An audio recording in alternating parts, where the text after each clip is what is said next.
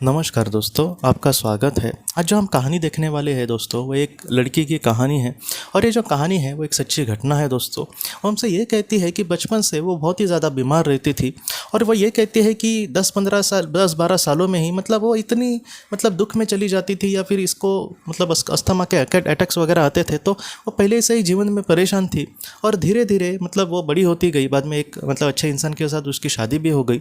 लेकिन उसकी जो बीमारियाँ है उसका उसने पीछा नहीं छोड़ा। वो बीमारियाँ हमेशा वो हमेशा बीमारी रहती थी। वो कहते हैं कि महीने में 10 से 12 बार मैं डॉक्टर के पास जाती थी। इस तरीके से मेरी कहानी थी। और उसके बाद वो हमसे ये कहती है दोस्तों कि एक दिन उसको बहुत ही ज़्यादा बीमार हो गई। और वो ये कहती है कि मैं एकदम चक्कर ही आकर गिर पड़ी, इतना मुझे वीकनेस हो गया था। और उसके बाद वो हमसे ये कहती है कि उसने अपने आप को, जब उसके होश आया, जब उसको चेतना आई, तब अपने आप को उसने बहुत ही अलग दुनिया में पाया। वो ये कहती है कि बचपन से मैंने एक बस बीमारी का अनुभव किया था। खुशी के पल ऐसे आए, फिर भी इस बीमारी की वजह से वो खुशी के पल उस तरीके से नहीं रहते थे। लेकिन आज इस दुनिया में मुझे सच्ची जो खुशी है, सच्चा जो समाधान है, उसका अनुभव मिल रहा था। यहाँ पर इतनी शांति थी, और यहाँ पर इतना अच्छा सकारात्मक वातावरण था। यहाँ पर इतना सकारात्मक लहरें थी दोस्तों, कि वहाँ पर कोई भी इंसान बहुत ही शांति से रह पाएगा। और वो हमसे ये कहती है कि मेरे सामने एक पवित्र आत्मा को मैंने देखा। उसके चेहरे पर जो तेज था, उससे ही पता चल रहा था कि वो बहुत ही ज़्यादा ज्ञानी है, इसको मेरे बारे में सब कुछ पता है। और उसके बाद उस पवित्र आत्मा ने उसको ये कहा कि अपने जीवन में कभी कभी इंसान ऐसे दुख का सामना कर सकता है कि जहाँ पर उसको जीवन बहुत ही ज़्यादा असहनीय लगे, उसको बहुत ज़्यादा मुश्किल भरे फैसले करने पड़ते हैं अपने जीवन को उस तरीके से संघर्ष भरित जीने के लिए। ऐसी जो बातें होती है उस आत्मा के लिए, उस समय के लिए बहुत ही ज़्यादा महत्वपूर्ण होती है, इसलिए उसके साथ वो घटती है। लेकिन ऐसे जो दिन हैं वो हमेशा उस आत्मा के साथ नहीं रहते। तब इसके आत्मा ने ये भी उसको कहने की कोशिश करी कि ऐसी बात नहीं है कि ये बस बीमारी अभी है मेरी, मैं बचपन से ऐसे ही अनुभव कर रहा हूँ। तब उस आत्मा ने उसको ये कहा कि हम पहले क्या क्या कर्म करके आए हैं, या फिर हमारे आत्मा का जो सफ़र है वो कहाँ तक आया है, ये फ़िलहाल हमें तुम्हें नहीं पता। मैं सारी चीज़ें वो तुम्हें दिखा सकता हूँ, लेकिन वो अभी ये समय नहीं है। इस समय मुझे बस तुम्हें मार्गदर्शन करने के लिए भेजा है। लेकिन तुम जब सारी चीज़ों जो सच्ची जो चीज़ें हैं तुम्हारी साथ, वो आखिर क्या हुई है और उसके पीछे क्या कारण है, उसको जब समझ जाओगी तब तुम्हें सारा ज्ञान हो जाएगा। लेकिन फिलहाल तुम इतना ही याद रखना कि ये जो सारी चीज़ें हैं वो तुम्हें बहुत ही ऊंचा ऊपर उठा सकती है, और इस वजह से ये सारी चीज़ें तुम्हारे साथ घटित हो रही है। तब उस लड़की के आत्मा ने ये कहा कि हाँ चलेगा, मैं इन सारी चीज़ों का ज़रूर सामना करने की कोशिश करूँगी। लेकिन यहाँ पर जितना ये आसान लग रहा है, पृथ्वी पर वो इतना आसान नहीं होता। तब उस परम शक्ति ने यह कहा कि पृथ्वी का जो जीवन है वो बहुत ही ज़्यादा संघर्ष भरा होता है, उसमें बहुत ही ज़्यादा दुख है, उसमें हमें मदद करने वाला कोई नहीं होता। ये जो बात है वो पूरी तरीके से सच है। लेकिन वहाँ पर भी एक अदृश्य शक्ति हमेशा तुम्हारे साथ होती है। बहुत बार हम जीवन में हार जाते हैं, लेकिन फिर भी हमारा मन कहता है कि मत इतना टेंशन लो, सब कुछ ठीक होगा। तो ऐसे वक्त में ऐसी जो शक्ति है, महाशक्ति, वो हमारे सामने, हमारे अंदर कहीं ना कहीं ऐसे विचार डालने की कोशिश करती है कि तुम कुछ अपने जीवन से मत हारना, सब कुछ हमेशा ऐसा नहीं रहने वाला, और एक दिन हम शांति से कम रह सकेंगे। चलो सुख में नहीं रहेंगे, लेकिन शांति से हम कहीं ना कहीं रह पाएंगे। और उसके बाद उस परम शक्ति ने यह कहा कि जो भी चीज़ें होती है उसके पीछे कुछ ना कुछ वजह होती है।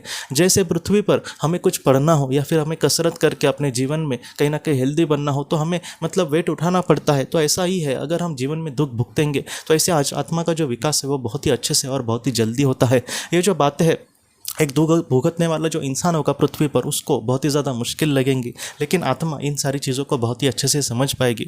और बाद में उस लड़की ने कहा कि मैं ज़रूर इसकी कोशिश करूँगी, लेकिन मेरा एक ही तुमसे मांग है कि आप हमेशा मेरे साथ रहना। जब मैं एकदम दुखी हो जाऊँ, मैं अभी भी नहीं कहते कि मैं दुखी नहीं होंगी, क्योंकि पृथ्वी का जो दुख है वो इतना बड़ा असर हमारे ऊपर डालता है कि वहाँ पर ज्ञान धरे के धरे रह जाता है, और वो हमारे सामने बस दुखी सच खड़ा होता है।